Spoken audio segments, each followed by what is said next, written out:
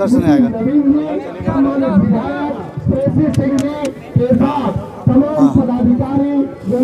पीछे हो गया, साइड जाइए आप।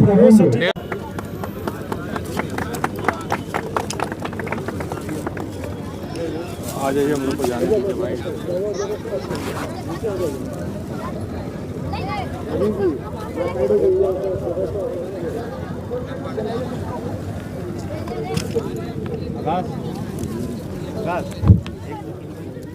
एक पकड़ लेना,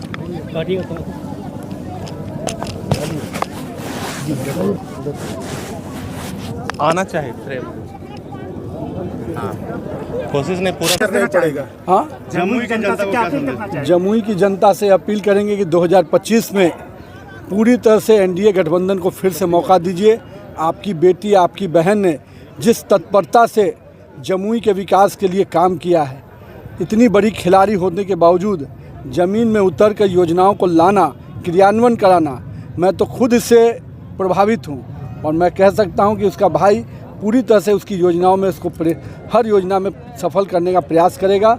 और साथ ही साथ जमुई की जनता से आग्रह करूँगा कि मेरी बहन को दोबारा मौका दीजिए और बेहतर परिणाम होगा। जमुई को सजाएगी, संवारेगी और स्वस्थ जमुई बनाएगी। प्रवक्ता का एक वीडियो वायरल हो रहा है, बीजेपी ट्विटर हैंडल पे डाला सकती है। लालू जी तो कुछ बोल नहीं पाएंगे इन सब चीज़ों पे, लेकिन ये राजद की संस्कृति दिखती है।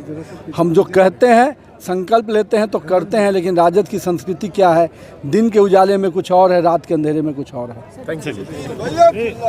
योजना का है, एग्रीमेंट का हम लोग का पूरा प्रयास होगा कि 70 करोड़ की लागत से बनने वाला ये योजना समय से पहले पूरा हो, गुणवत्ता के साथ पूरा हो।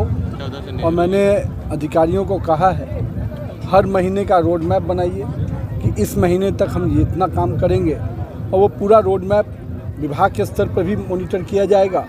और यहाँ पर मैंने चेयरमैन मैडम और तो नहीं थी, लेकिन डिप्टी चेयरमैन अपने नीतीश बाबू और अपने माननीय विधायिका जी और अपने ईओ, इन तीनों लोगों से कहा है कि इसको हर महीने आप लोग भी इसका भौतिक भी सत्यापन कीजिए।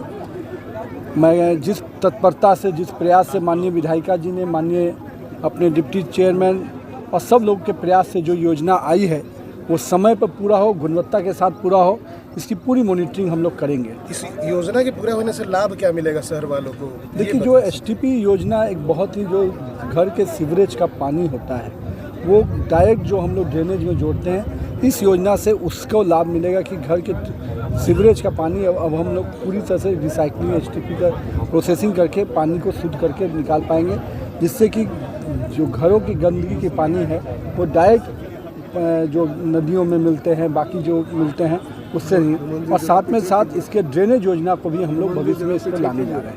अच्छा, एक और सवाल पूछूंगा कि 2025 चुनाव है, मोदी जी आ रहे हैं, प्रधानमंत्री आ रहे हैं भागलपुर, क्या असर पड़ेगा 2025 के चुनाव में? मेरा मानना है कि 2025 के मिशन का आगाज़ होगा। जिस प्रकार से दिल्ली में नरेंद्र मोदी के नेतृत्व में पूरी दिल्ली में केजरीवाल का सफाया हुआ, और कह सकते हैं कि दिल्ली की जनता ने इस देश को सुरक्षित करने के लिए आपदा को बदला और अवसर को लाया है। यानी भारतीय जनता पार्टी की सरकार बनी है, अब दिल्ली को विकास के अवसर मिलेंगे, भारत सुरक्षित रहेगा, और उस आयाम को देने के लिए माननीय प्रधानमंत्री जी का अभिवादन पूरी बिहार की जनता करेगी। साथ ही साथ बजट के बाद जो एक बजट जो हर सामान्य वर्ग से लेकर मजदूर, किसान सबको छुआ, सबके लोगों के लिए लाभकारी बजट आया। इस बजट के बाद भी पहली बार प्रधानमंत्री जी आ रहे हैं, और तीसरी बार प्रधानमंत्री बनने के बाद भी पहली बार आ रहे हैं। तो भागलपुर से लेकर समस्त इस पूरे इलाके में एक उत्सव का वातावरण है।